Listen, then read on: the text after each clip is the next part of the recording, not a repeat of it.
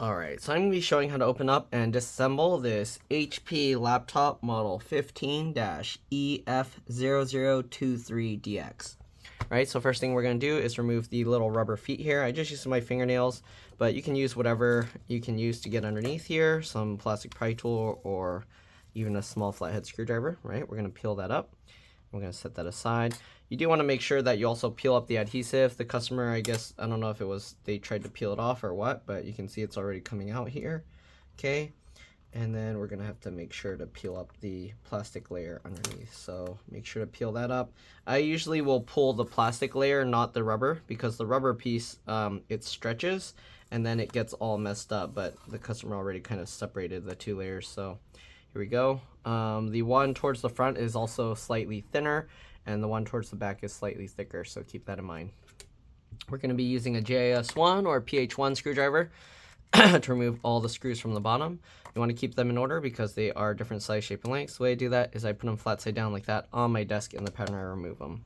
Right, so we got 3 here on the back. It goes black, silver, black, unless the customer mixed them up. Hopefully that's how it's supposed to be. And then we got 1 on either side here. Okay, I don't know if these screws were ever taken apart before, but if I recall, that's just how the design is, right? And then we got 3 more at the bottom here. So we got this one, and 1 more down here. Okay, now that we got all the screws out, we are going to go ahead and pop it out. It looks like all the silver screws are about the same length, and then the 2 black ones are a little bit wider and possibly a little longer. All right, so now that we got all the screws out, I'm gonna flip this over. I'm gonna be careful not to open it just in case, because the hinge screws from here aren't helping hold. So I'll get my fingernails in the gap between the palm rest and the bottom cover, and then what I do is I push with my thumbs on the bottom here, just like this, and we'll work our way around. Okay, once we got that, we're gonna go around the side and do the same thing. So get in the gap and then push with your thumbs on the bottom and pull up like that. Obviously you can use pry tools as well, but I find this works better. Okay, we're gonna go around this side, do the same thing. Okay, just like that. And then the back, depending on how it's held in, let's see, we're gonna try and wiggle and see if we can pop it up. And it doesn't come out on its own, so we're gonna have to be careful and try and pull from the back here as well. Okay, I'm gonna push with my thumb on the hinge cover here while I'm kind of pulling up with my fingers here and pushing down with my thumb. Okay, and there we go. Okay, we're gonna go around to this side, and you kind of gotta get around the groove of that gap to help pull it open. And I'm not pulling too hard on it, I'm trying to pop the clip. So I'm getting my fingers in there to try and pop the clip. And there we go. All right, now that we got that, I'm gonna hold on to the bottom part and then kind of wiggle this as I pull. And usually that'll, there we go, release the clips. So here's what the inside of the bottom cover looks like. Okay, not really much to look at there. Okay, so the battery needs to be replaced and the SSD. The SSD in here actually went bad. There's actually no regular hard drive in here. There's a little cable or clip here. Let's see. So I'm assuming on some models they have a 2.5-inch SATA hard drive here, and then this latch, this little cable thing probably is for the hard drive. This one I'm pretty sure is for a keyboard backlight. Anyways, I'm gonna show you guys a close-up, but let me get a thumbnail first. So we're gonna just line this up here and get a thumbnail there. Okay, so let's go ahead and remove the battery. If you're just upgrading the RAM or the SSD, you don't need to take the battery out. The only reason you would need to take the battery out is if you're going to be messing with the LCD LVDS connector, or if you just want to be a little bit extra safe in case you might drop something on the motherboard. Okay, so yeah, if you're messing with this little cable here, then you definitely want to disconnect the battery and then open the laptop and press and hold the power button. Okay, so there's 3 along the top here and then 2 down here at the bottom. So let's go ahead and get those out. The battery model number is HT03XL. We're going to get under here and then pull the battery up. And there we go. Here you go. HT03XL. I'm surprised this battery needs to be replaced. It looks to be pretty good condition. It really depends how you use the computer. Maybe they just left it sitting too long and the battery might have gone bad from there. So we're going to go ahead and get the replacement. It's an aftermarket replacement, so it doesn't have the HP stuff on it, but that's what it looks like. Okay, let me set that aside for now. Let's go ahead and take a look at the other components real quick. So you got 2 slots for RAM here, right there and there, and the RAM comes out by pulling these 2 tabs to the side, and then it pops up slightly and you can pull this out. This is a PC4 2666V, so you should be okay upgrading to any PC4 2666V RAM. If you want, you can get 2 16 gig sticks. I don't know if they have 32 gig sticks. CPU's here, soldered underneath. This is the heatsink. If you take this out, you do need to redo the thermal paste, so make sure if you're going to be messing with that you have thermal paste ready. Okay, I'm gonna dust it a little. It's actually not too dusty. I have a feeling it went bad because they left it sitting so long that the battery just went bad from being drained below 0. These screws are actually loose, so you might want to check those. Looks like the hinge is not too sturdy here. Okay, I don't know what this white thing is. Maybe a clip or some plastic. Okay, we'll get rid of that. It looks like one of the screws are actually underneath the wireless card. Interesting, this wireless card only has 1 antenna. All right, I'm gonna push the antenna wire out of there and check on the screw underneath. Okay, oh, the antenna came out on its own. All right, so we'll get the wireless card back in here. I just wanted to make sure that the screw underneath was okay, because you don't want the hinge breaking and then ripping out and destroying the wireless card. Make sure the wireless card goes in the notch before you put the screw. Let me actually zoom in a little bit here for you guys. We'll get the antenna back on. You just line it up. Okay, I like to slide it around till it catches and then push it down. Huh. It's not really like clicking very strong. There we go. Okay.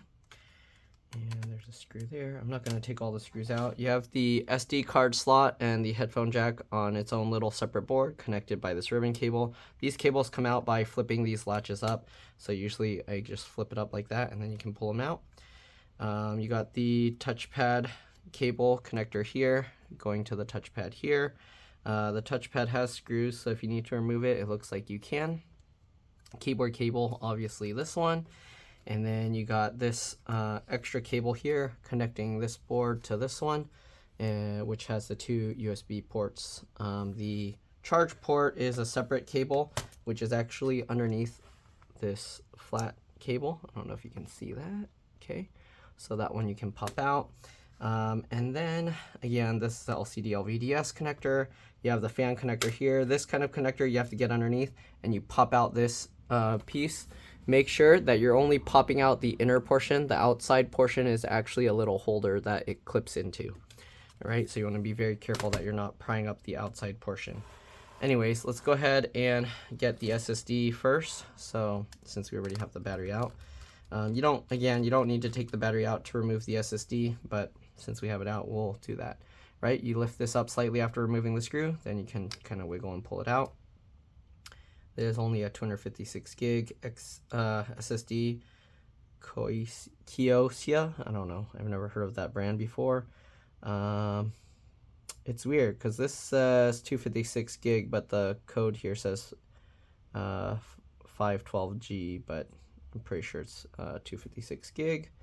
It doesn't say if it's PCIe NVMe or SATA.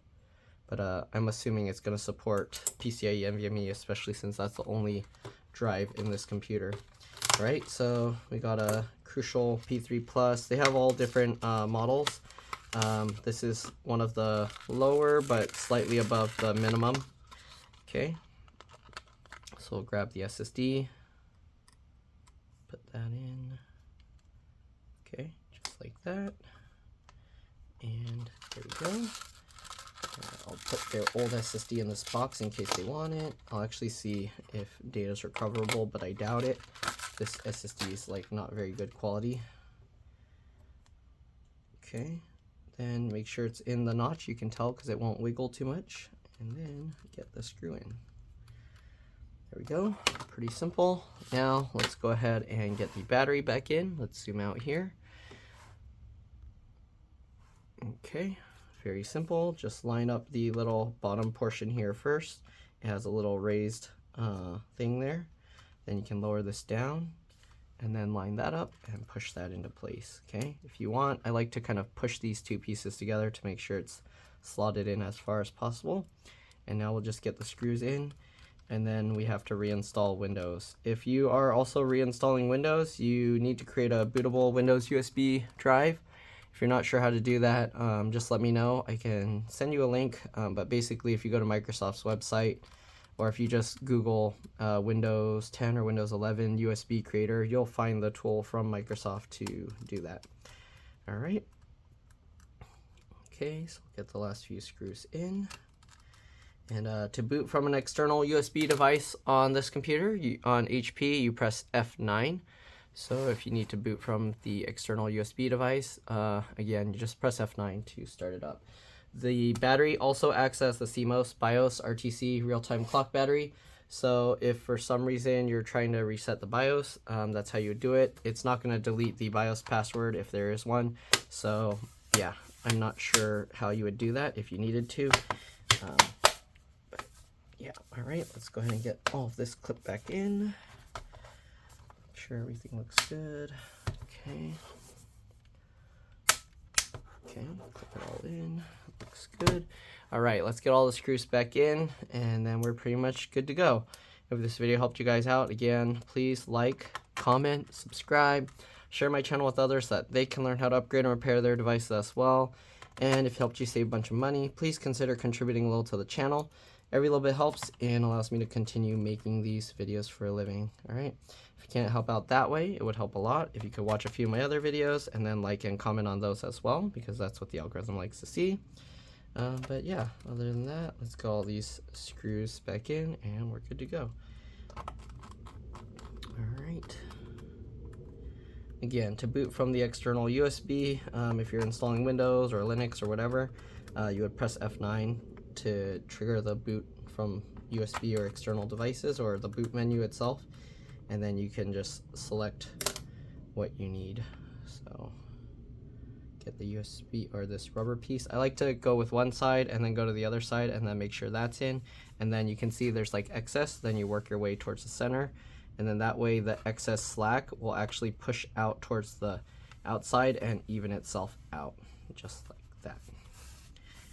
All right, we'll do the same with this, but this one, the adhesive's kind of falling off, so I don't know how that's gonna work, but we'll find out. So I'm gonna first actually stick the adhesive down here. Okay, I don't know if it's even gonna stick, but we'll try. All right, and then this rubber, I guess the rubber can go separate because it's just separating off. So we'll put this adhesive all the way down first, okay? And then we'll just put the rubber piece back in here. So the outer edges first, then we'll go to this outer edge here, and then work our way towards the center. I don't know, the adhesive's not really holding, so I don't know how well it's gonna do anything, but yeah, it's just gonna pop back out. You see, it's just, the adhesive is just working all its way back over. So this rubber piece got stretched out too much. It's just gonna keep popping out. So I guess it's gonna have to just sit over the edge like that. All right, let's go ahead and install Windows on this thing. So I'm gonna get my, let's see, probably Windows 10 for this one. Okay, just plug the USB in, power it up. If it has battery power, it should turn on. I hear the fan. There's no keyboard backlight, but we're gonna press F9. It's gonna take a while to start up because the BIOS got reset, like I said, since the battery was disconnected and it lost power completely. Then here you go, it's saying CMOS checksum invalid, and then press enter to restart the computer, okay? So we're gonna do that, and then now we're gonna press F9 a bunch of times while it's starting up. Now it said change boot device order, and we can choose the SSD, and then we'll boot from it. And that's pretty much it. Again, thanks for watching, and I'll see you on the next one. Let's drop this. Bye.